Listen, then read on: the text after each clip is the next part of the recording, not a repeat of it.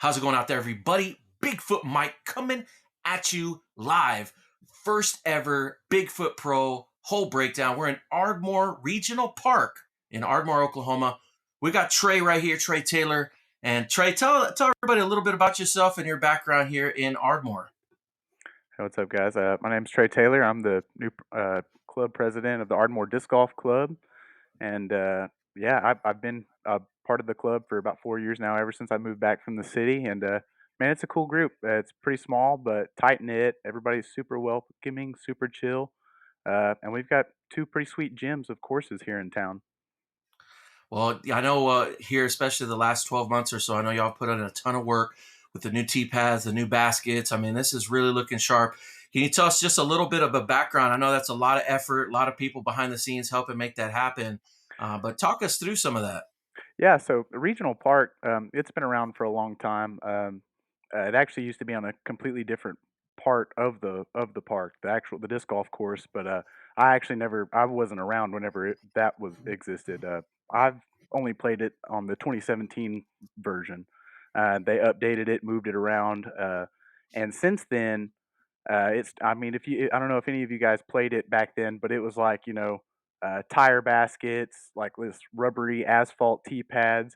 It was always a beautiful course, always had beautiful lines to offer. But now we've got, thanks to Matt Dial largely in the club, we've got all cement tee pads. We've got new Prodigy baskets. I mean, it's between the pads and the baskets and a couple of new hole additions and pin placements and stuff. I think it's really one of the top five courses in the state. Really, I might be a little bit Yeah. biased. Hey, no, I agree. And I can say this, there's a lot of people in the Oklahoma disc golf community that have echoed the same comments. And, I'm excited to do this. And, hey, without further ado, we're going to go ahead and get started here in 3, 2, 1. And we're starting off right here, y'all. Hole breakdown. Hole number 1, par 3, 208. Trey, talk us through this hole right here. So yeah, it's a shorty, but it's a goodie. You can see this main line here. This is the path you really want to take. Like I said, it's short. I like to throw, kind of maybe a little overstable mid. Some people even like to go overstable driver to really make sure that you get that fade over left to the pin. But kind of where this drone is flying through, you want to kind of keep it nice and high so that you can kind of let it fade all the way over to the pin. Some guys like to throw it low and hard and get the skip shot, but it's pick your poison. These trees are a little tricky and treacherous, but it'll keep you Very honest. cool. Very cool opening hole. Just that Mando to keep in mind. Now we head to hole 2, par 3, another short one, 194. Yeah, kind of similar to hole one, but going the other way. If you're a right-hand player, you probably went backhand on the first one. I highly recommend a forehand on here. Again, a really overstable mid, even an overstable driver. I like to throw a Draco or a Firebird or something. Throw it Nice. high, kind of at those trees, and just let it fade over. And there's also the over the top line as well that I've seen some people use. So Yeah. that could also be an option. Now Yeah, if hole you're a 3 is brakeman. another hole 3 is another one that I think is a really unique one because this is a new pin. But it's open off the tee and it's a par 3, 384. So talk us through your strategy and kind of where everybody should favor here. Okay, yeah. So on this one, like you said, pretty open for at least like the first 300 feet of it, and then there's really two different gaps you can pick to go through. So you see where the drone is flying. You can keep going straight with the drone there and keep it on the longs fairway, and then you can take a putt from that side, or you can see to the right of that sign there. There's another gap over there that a lot of people like to come in on. So some people like to throw like a little backhand turnover and bring it over to this left side of the green. A lot of people like to throw a little hyzer line at that other gap and let it skip up the hill. The perk of letting it Very skip up the cool. hill is you don't have the death putt. Now this is a new tee on hole 4. This is a different angle. So talk us through this one, par 4, 435. So this one, yeah, you can see there's really two gaps here. The drone kind of almost went down the other one. The other one's kind of tight. This one, the main gap here is great for backhand turnovers or forehands. Either way, you really just want to get a good shot. To me, is just getting over this little ridge here and landing somewhere down on this little second level. And then, ideally you stay left of these little trees or something. And then Sure. you've got a really clean backhand look at the pin. I've landed on the right side plenty of times.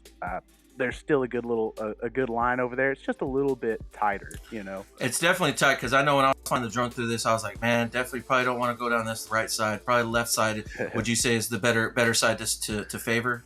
For me, it's definitely the higher percentage shot. I've seen a few really good shots taking that right side gap. It's more of a Right. hyzer line, but it's tight. Absolutely. Absolutely. Well, no, and I like that. It's a cool angle, and I think y'all did a great job. Now moving here to hole five, par three, 403, another little different angle here from the tee. So talk us through this Mhm. one here. Yeah, this one, the pinch point coming up here at the little ridge is what really makes this tricky. It's 400 foot. It's pretty downhill though, so it's not that hard to reach for a lot of players. The tricky part is all about how the conditions are that day. I like to go, when conditions are favorable, it's calm. I like to try to go over these trees. If it's a big headwind, I like to lay up at that gap there and then just take my upshot and try to get in and out of this thing for the par. That raised basket can make the putts pretty tricky, so I don't like to play too much with it. Well, now moving to hole six, 376, par three, another one that's somewhat open and it just gets a little tricky around the corner. For sure. If you've got a big forehand, this is a great hole for it. A lot of people kind of struggle to reach this with a forehand, so you'll see a lot of backhand turnovers, but don't let it turn over too much because those cedars there are not fun to be in. Definitely get you in trouble. No, another great hole right there as well. And now moving to hole seven, another little different angle here. It's par three, 436, a little slight uphill. I love this hole. Very scenic. Yeah, probably one of the most scenic holes on the course. Most people go, big backhand shot, try to get past this little that sign there, that trail sign you see, or get anywhere up near this path. And for most people, it's still going to be, a 30, 40 foot putt. So it's going to take everything you got off the tee and probably on the green. And now moving to hole eight, another one that's kind of straight with the, par three, slightly uphill 273. Yeah, this one, man, it's pretty simple. It's a little uphill, but I just like to throw a little buzz on a hyzer. Get up the hill, let it kind of fade over to the pin. And now hole nine, another one that's super cool, especially once you get up around the basket. Par three, 310. Yeah, another one. Some people, if you got the distance, do a mid, get that nice soft landing. A lot of people like to go fairway driver. Again, we've got another little ridge guarding the green, but if you get anywhere in the ballpark of that little tree there, you're doing pretty well. And now hole 10, this is a, open, long, tends to play into the wind, par three, 467. Yeah, yeah, it's pretty clear. Stay out of the trees there on the left. Give it all you got.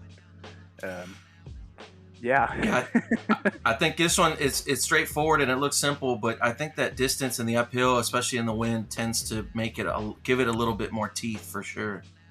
Oh yeah. Now moving to hole 11, par 4, 557. This one's kind of pushed back a little bit, so definitely talk us through this one. Yeah, this is another beautiful hole. Again, I like to go either forehand to get up to this path here, because that opens up this second pinch point here where you can have a clear access to the pin, and then it's just get a clean shot through this main gap here. And the tricky part really is this green. It's there's kind of some rocks. You can tell it's sloped pretty good here. I've seen a lot of really good shots catch a rock and roll down in the water. So if you got the option to throw a putter, something that lands soft, I'd highly recommend. Definitely something to take into account, that undulation there. Definitely very cool. Well, now this is the big mama right here, hole 12, par 5, 751. I mean, man, what a hole. Oh yeah, oh yeah, it's cool. Got, again, a couple of different little pinch points. Everybody off the tee. This is another give it all you got. Really just stay out of those trees on the right. Don't grip lock it and go over there. The left isn't fun to be in either. And really, I would say try to push it up the hill as much as you can because it really opens up that gap. I've seen people work something into that gap from the left side of the fairway, but it's definitely a lot tighter. If you keep up this hill, kind of where the drone is flying, you've got a backhand turnover shot, a forehand approach, or if you got a big roller, man, I've seen some people make a eagle with a roller. Shout out to Matt Dial. You, you know what? What's funny, when I was flying this drone, I kind of flew it out wide because I was like, oh man, and so if you go too wide there, you do kind of saw yourself off for that next shot in here. But yeah, talk us through this little upshot. Maybe for some people, their second shot, or for some, it could be their third shot. Yeah, yeah, right around here, if you're doing what you should do, kind of where this drone is probably around where your second shot is going to land. Main thing is stay out of the stuff to the right. Those are pretty treacherous. The gaps are tight there. But if you stay down like on the bottom side of this slope, you ought to have a pretty clean approach.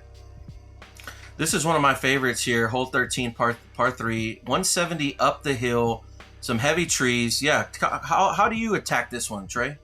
Man, I like to just put it in the chains. No, just I like to. I just like to take a buzz. Every now and then my cat merge stingray, throw it up the hill, keep it straight. If you beat these last three guardian trees, you've got something good going.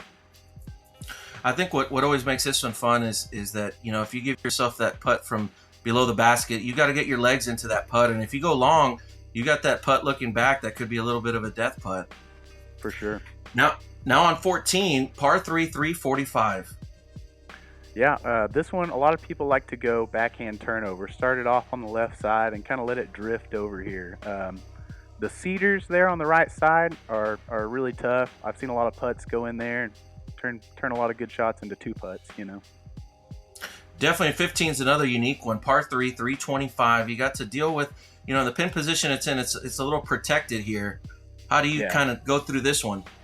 Man, I like to do something. Throw a fairway driver that's a little bit stable. Keep it low, and really let it skip into that green there. The trees, you can try your luck throwing it high and let it plinko down, but I like the low skip shot. Nice. Another big one here. Hole 16, par 4, 592. Little downhill, and another real unique one. For sure. Give it all the juice. Get it down there as far as you can get it. At the edge of the path here, there's a little pinch point that takes you to the green. If you prefer forehand approaches, you can get away with being on the right side of the fairway. Most people like to be kind of left on the side, like closer to this path there, because that's going to open it up where you can actually see the pin and you can take a straight buzz shot or something like that at it. But me personally, I like playing forehand, so being on the right side of the fairway isn't the end of the day by any means. And you can tell it kind of curves to the right, so I kind of like skipping in on that little last bit of the green. Now we enter into hole 17. It gets a little wooded, so 274 Yeah. par 3. Yeah, this one keeps you honest, that's for sure. I mean, right where this drone is flying is where you want to go. You don't want to go right or left. It gets unfun really fast if you catch one of these trees early. And being at the end of the course, and it can take a lot of good scores and add a couple of strokes to them right at the end of the round. But like I said, just follow right along where this drone's going. Keep it just right of these trees, and then there's two little guardian trees right in front of the pin. But man, if you make it anywhere in the vicinity of those, you're killing it. And now that's also more of a buzz type straight mid? Is that right? Yeah. I like to throw a buzz. I like to throw buzzes all the time. I've been throwing my Manta every now and then though too. Nice. And wrapping up the final hole, hole 18, another tightly wooded one, 150. The shortest hole on the course, but I think maybe with the most amount of teeth. Yeah, for sure. It's the trickiest one. It's the one that I have to think about every time I get up there to it. I like to take a little forehand skip shot down the main gap. Just keep it low, keep it in that tiny little bit of fairway, and just let it skip up there. A lot of people do putter backhand turnovers. Those are also really good shots for that hole. Well, Trey, I appreciate you taking us through the hole by hole breakdown here. And I mean, what a fantastic property, a great test, a lot of variety, a lot of uphills, downhills. I mean, that's really what brings forth all the different elements of a great course. And, talk to us a little bit about, Ardmore Disc Golf, if they want more information and how they can maybe get involved if they're in the neighborhood. Maybe they want to come check out a mini. Yeah, right on. We've got a Facebook page called Ardmore Disc Golf Club. Join that page, and that's usually where we post a lot of our information about our minis and stuff like that. Also, on UDisc, we post our mini events on there as well, so you can find information about our minis there. Right now, we're doing Sunday doubles, and then right around the time of the time change, when we spring forward and we get a little bit more daylight, we'll start our Tuesday evening singles minis again. But you can find any information about the club on our Facebook page. Give me a shout. I'm pretty active on there. Well, I know one of the things and this is even when we went out there to get the drone coverage, there's people from Texas, people from all over the place coming to see it. And everyone I've spoken with, they love the course. They love the variety. They love the challenge. And, I think it's a testament to you guys and all the hard work. And shout out to y'all's Parks and Rec department too. I mean, they have a For sure. vision. I know sometimes it's that sweat equity that you guys as a club have to get out and make sure that it gets done. So shout out to Matt and everybody who played a part in this, because I know we're excited to host our event coming up this upcoming Saturday here, January 25th, 2025. If you're watching this video maybe after the fact, hey, love to have you get involved. There's a lot of great things, and frankly, love to have more events featured in Ardmore.